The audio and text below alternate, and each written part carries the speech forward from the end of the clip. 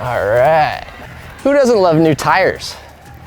I know we like new tires, and today we've got two new tires that we're going to be talking about. Bontrager has just released a completely redesigned SE5 and a brand new SE6, which is the most aggressive trail tire they've ever made. We're excited to dig in and show you what these things are all about.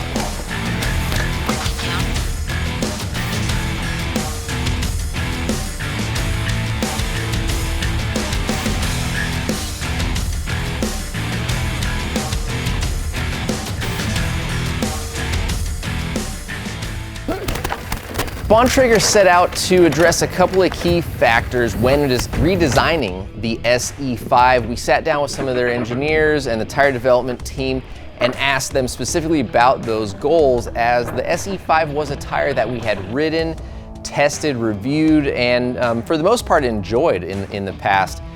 Something that we did notice with that SE5, much like the Minion DHF, is there was a very solid drift zone or float zone. There's kind of a gap or a channel here between the center knob and those aggressive shoulder knobs. Obviously, one of those big goals when redesigning the SE5 was to address that and give a more confident, predictable, and I guess just confidence-inspiring feel all the way over for a variety of riders and their skill levels.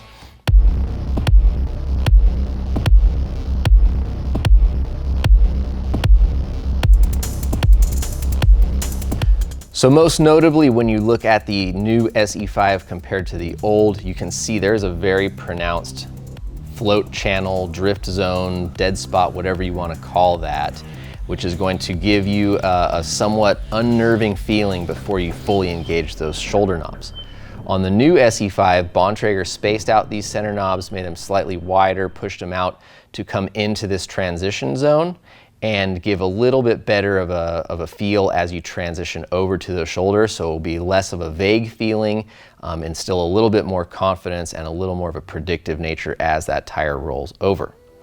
Essentially what has happened is they've gone with the same 2-2 lug pattern down the center with a little bit taller braking edge.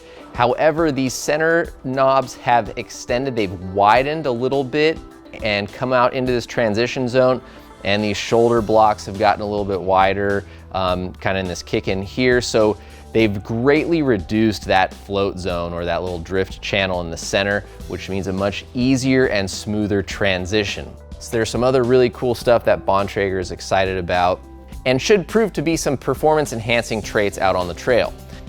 So on the previous generation SE5, there was a 60 TPI single ply tread overlap with a 3-piece bead to bead puncture protection insert. The new tires are a 120 TPI single ply tread overlap with a bead to bead puncture protection insert, additional sidewall protection inserts, and a reinforced chafer that adds sidewall and bead protection.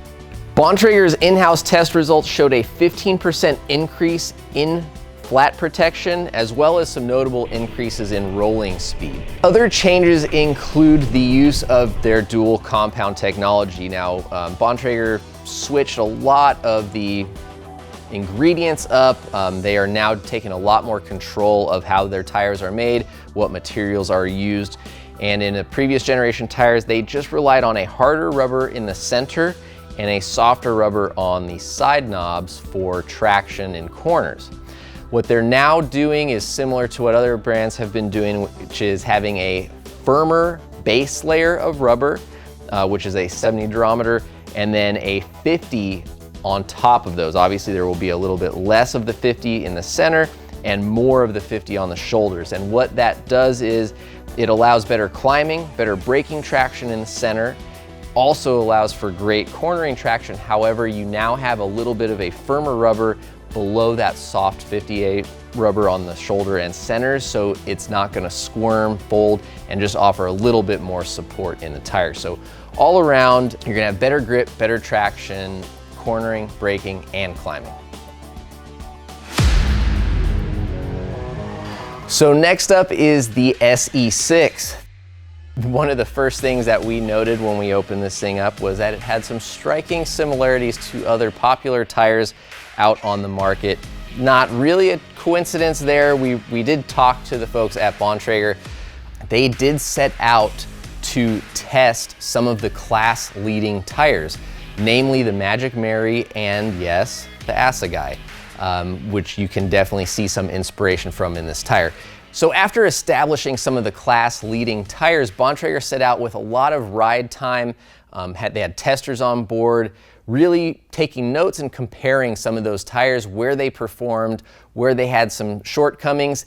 Then after that, they did some land to sea analysis and took footprints. And basically they've got these really cool machines where they can put load on the tire, straight down on the side in the transition zone, and they can see underneath the land and sea imprint of the tires at pressure.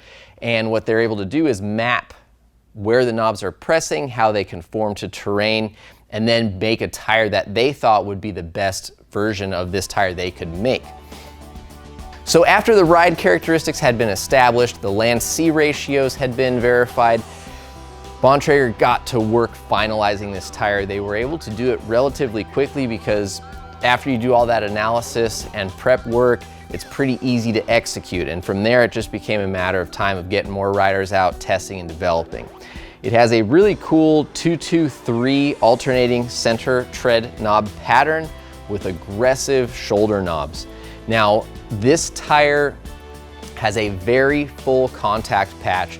Unlike the old SE5 or some other tires that are out on the market, you can very clearly see that there is rubber everywhere on this tire. I should specify, there are knobs everywhere on this tire.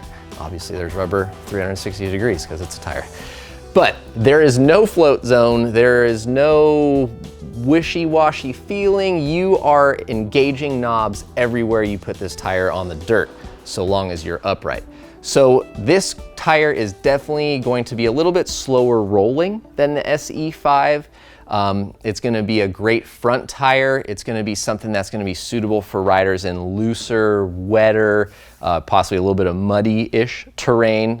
It's not the full-on mud terrain tire, but it definitely is going to excel in penetrating and finding traction. And the SE5, as we've been running, is gonna be a great rear tire.